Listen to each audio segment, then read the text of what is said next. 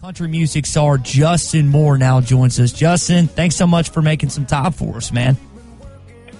Good morning, guys. I appreciate you having me. Absolutely. So you and I were talking on Sunday, and I got a chance to do Hog Reaction following Arkansas's first SEC win in 3 years. Now, I went to school there, grew up a fan. It was a very emotional win for me, and you said likewise. I know you're just coming out of the concert and hearing that Arkansas had won. Just kind of your emotions, Justin, coming off that stage and hearing the Razorbacks had won against the Mississippi State Bulldogs. Yeah, I mean, it was emotional. And, when you think about it, I mean, it's kind of sad that it's emotional for us to beat Mississippi State. I mean, that used to be a foregone conclusion. Yeah.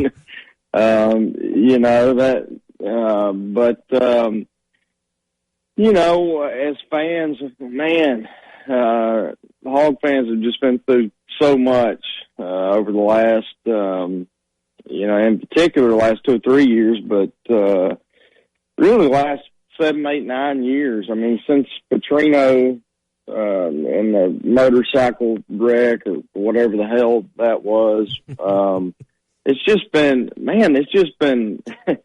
one thing after another. And my oldest daughter is almost 11, and I think it was about this time last year, she goes, "Dad, have we ever been good at football?" I said, "Yeah, till you were born, we were pretty good." And in a bad year was 5, 6, 7 wins, and a really good year was 10 or 11, and we got to the SEC championship game. And so, yeah, it's just getting back to your original thought, it's been such a strange time for us as fans and our program that, 21-14 win in Starkville is a really big deal and really emotional for all of us. So yeah, it was pretty special. And I kind of had an idea that Sam was going to get it done for us, because I know, he and I are really good friends. We became really good friends. The first time he was here, and I know that kids are going to play hard for him, unlike the last coach. But to see it, turn into a win the second game he's the head coach was pretty special. Justin, that leads right into the next question I was going to ask. You're a great ambassador for the state, for this Arkansas athletics program, and you've made no bones about it. You're an Arkansan, you're a Razorback fan, despite of what the football team has gone the past couple of years. And you mentioned Sam's love for the program, his players fighting for them. How nice is it to have a head coach who truly wants to be not just a head coach in the SEC, not just a head coach in college football, but the head coach of the Arkansas Razorbacks? I think it's really important for a program like Arkansas. I think he's as big a fan of the Arkansas Razorbacks as you and me are. Probably the last coach I could say that about. You got to go back to probably Houston for that. And, love him or hate him, Houston did a really good job for us, obviously. And, it's just amazing to me when you look at you take the defense in particular, and you look out there and watch us play last week and even the first week, and you go, man, we look like we got some speed out there. The same dang guys we had last year. So why weren't we doing it then? Yeah. And people were going, boy, Arkansas is slow out there. It's just amazing to me. It certainly is about the Jimmies and Joes, but it proves also it's about the X's and O's and who's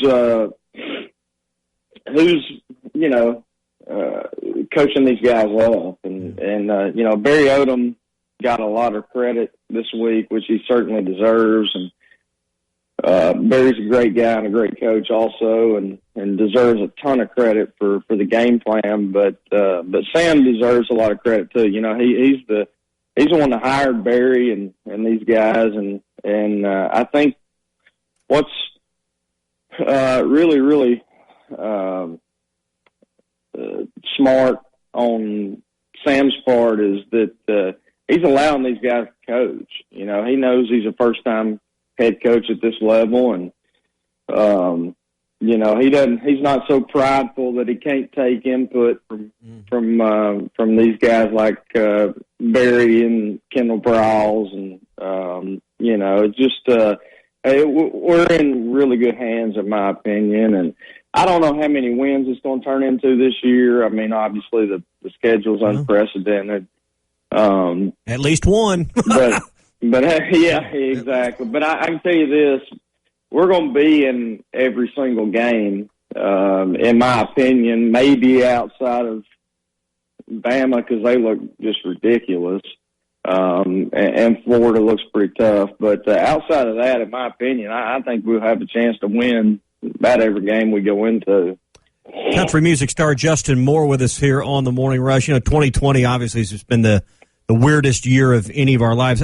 How has it been in your industry? I mean, every business has been affected, some good, most bad. No one stops to think about how it's affected the old country music star, but you know, you're used to touring, you're used to making records, you're used to Nashville and all of these things, and no one, you know, I've had a couple of concerts I bought tickets to, planned to go, canceled. How has it affected, you know, your business, your life, when, you know, all of your crew and all your staff and you and things you're used to canceled, all the shows canceled? I mean, how's your year been, and how's it affected your world? Yeah, I appreciate you asking, Tommy. It's been tough, man. We were the first industry to get shut down, and we'll be the last to go back. Yeah. You know, and how do we get back to concert? I mean, you know, that's one of the things I enjoy doing outside of football season is going to shows. How do we get back to that? Well, that's a really good question. I'm ready right now, and I know most artists are. Unfortunately, it takes promoters having the confidence to go do it as well, and a lot of other people. But you know, I did my first show, as a matter of fact, in 7 months Saturday. It was an outdoor thing, and everybody was safe and the distance and all that good stuff. But it was great. I mean, it was probably 5,000-6,000 people. I didn't even get to watch the fourth quarter of the game, to be honest with you. It's about the time I went on stage. So it was a rather emotional Sunday, or Saturday rather, for me. Yeah. I got to go on stage for the first time in 7 months, and Razorbacks won. But yeah, it's going to take a large group effort on you know, our industry's part, and just say, hey, we're going to go do this, and the artists that feel comfortable going and doing it, go do it. If you don't. And same thing with the fans. If you feel comfortable going, go, and if you don't. But so far we haven't gotten to that point. But like I said, we were the first ones to get shut down, and we'll be the last to go back. And it's been crippling, to be honest with you, Tommy, to our industry. The domino effect. I mean, you know, obviously you think about artists, but you know, I employ 22, 23 people, and right now they're you know, not getting a paycheck from me anyway. And then you think about the companies that own our buses, you know, all the staging people and the lighting people and the, you know, even down to the people that sell beer and popcorn at shows. I mean, they're not getting paid right now. And the venues, you know. Yeah. I started a podcast throughout all this, and we had a guy on yesterday who owns an historic place in Nashville called the Exit Inn venue. and smaller venues outside of, like arenas and big amphitheaters. 90% of them across the country, if we don't get some government help, or if they don't, they'll be shut down. So we'll go from 3,000 venues like your favorite little theater or club in your hometown. 90% of those will shut down because of this. If we don't get any government help, we'll go from 3,000 of those across the country to about 200. So yeah, it's been crippling, man. It's been rough. I just think about Simmons Bank Arena and then all the restaurants along the River Market and North Little Rock and that area there. Without all the shows this year, I can only imagine the impact it's had on their business without all the events that's happened there at Simmons Bank Arena this year. Yeah, across the country, they've estimated that it's probably the economic impact of that loss has been $10, $15, $20 billion. Wow. So, billion with a B. Yeah. I mean, it's just, selfishly, I want to go do what I love and play music, but it really does have an impact on our economy, a bigger impact than even I realized, to be honest with you, Tommy. So you brought up a minute ago your tour bus. Who in the world talked you into letting Chuck and Quinn and these guys take your tour bus on the road? I mean, it'll never be the same, Justin. I mean, you'll never get the steam clean. You will never get the stench out of there. They actually, that would be a much better story. They didn't actually take mine. I did text Quinn, and he and I are good friends. Well, that was the story we were getting. I said, y'all should have took my tour bus, because my tour bus has a Razorback on it, on the back of it. I don't know if you guys know that or not, but the last 2 or 3 I've had a Razorback on the back of it. And the story we were getting is they were using your bus for the radio. They should have. Should. I texted. He goes, well, we used your bus company. So they used the same company that I get my bus from. But yeah, hell, be honest with you, I'm just happy for it to be used. I haven't gotten to use it in 7 months. It'd be good if it got used, to be honest with you. But you got it back on the road. But yeah, man, I've got the only tour bus with a Razorback on the back of it, and you know what? It had a Razorback on it for the last 2 or 3, 4 years. Even though we were pathetic, I was proud. I was proud to have that Razorback on. Well, let's just load up, and me and you and Ty, we'll go to College Station end of the month. We'll just watch them beat the Aggies. Boy, they don't look good, do they? Ooh, you talk about a hot seat. Things are going to get a little interesting down there if they keep showing up and playing the way they have. Get expensive too. Yeah, seriously. Yeah, no doubt about it. And the other thing, I mean, I walk around with Razorback colored glasses on, obviously, like you guys do. But if we go down and find a way to win this weekend, which I think we have a chance. I mean, they've obviously recruited better players than what we have, but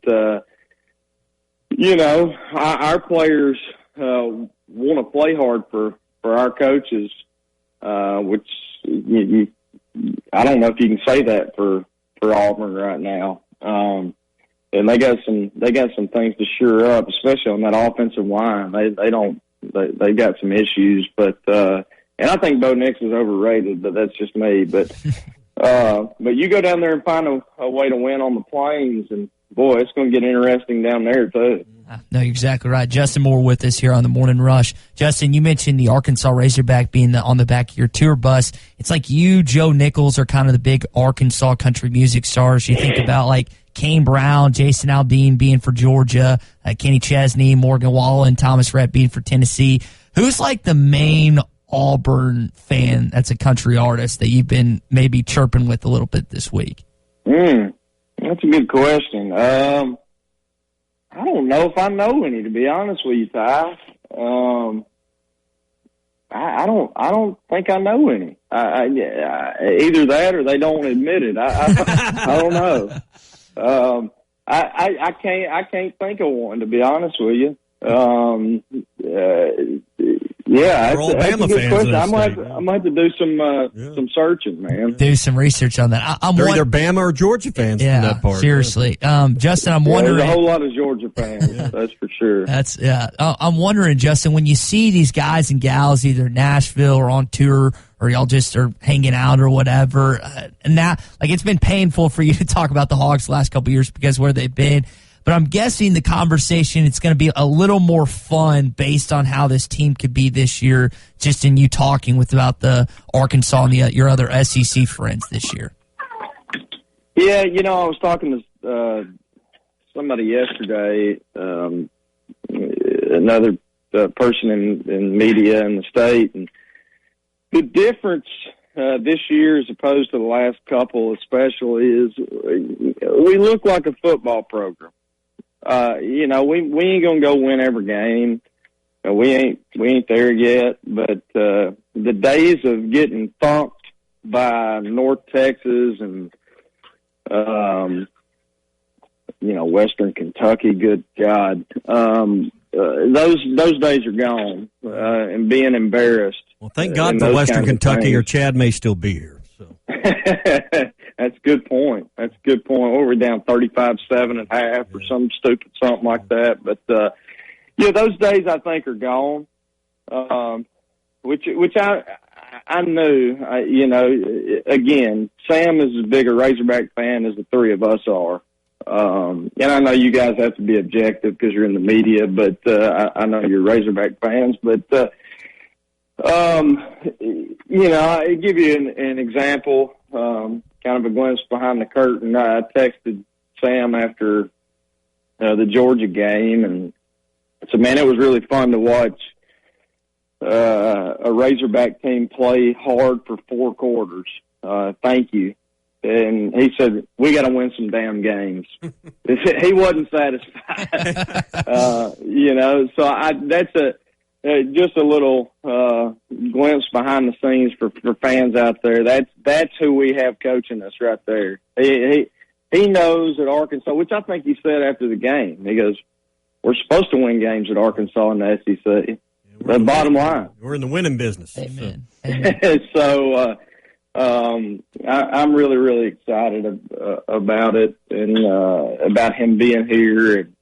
And, he's going to get it done. And I don't know if that means national championship. I don't know if that means SEC championship, but I can promise you, to get back to my original point, there won't be any more Sundays, Mondays, Tuesdays where we're embarrassed to wear our Razorback pullover. I promise you. Yeah. Justin, before we let you go, man, Tommy, one of the questions that he wanted and we wanted to ask you, we're both former residents of Nashville, got a chance to eat some great food there. Tommy's eventually going to make it to a Vanderbilt game or just go there and for some reason. For some reason. And why? Why? I want to go to every SEC venue, but And he wants. You might as well go to Fort Smith High School. Well, it's a better venue than that. But Fort Smith High, at Northside, they don't have a P.F. Chang's attached to the stadium. That's a good point. This is true. There's also a Fleming's attached to it too, which is it's pretty nice steakhouse. Go ahead. I'm sorry. No, you're good, man. So before we let you go, we got about a minute here, Justin. He wants to know the hot chicken place. Now, I love Hattie B's, but my go-to spot in Nashville is Hot Harold's. I've had Prince's too. What is your favorite hot chicken place in Nashville before we let you go? Man, honestly, that trend started, Ty, after I moved home. I lived there for, probably 10 years, but it was a whole different Nashville than it is now. I don't know when you lived there. When did you live there, Ty? So I lived there from 2017 to 2018, but I went there in 2015 to 2016 as well. And like you, it has changed so much. That city has changed so much since I've lived there. Yeah, so I was there I was there. I know you guys got to go. I was there 02 to like 11 or 12, something like that. So you can imagine if it's changed from 16, 17, 18, you can imagine how much it's changed from 02 when I was there. And that was not even a trend then, to be honest with you, the Nashville hot chicken deal. So I don't even have a good answer. The only one I know is down there, I think in West End, maybe Hattie B's, to be honest with you. But that wasn't really a thing then, which is it also proves I'm getting older. To be honest with you. That's all good. Well, all right, brother, we got to run, but thanks for your time.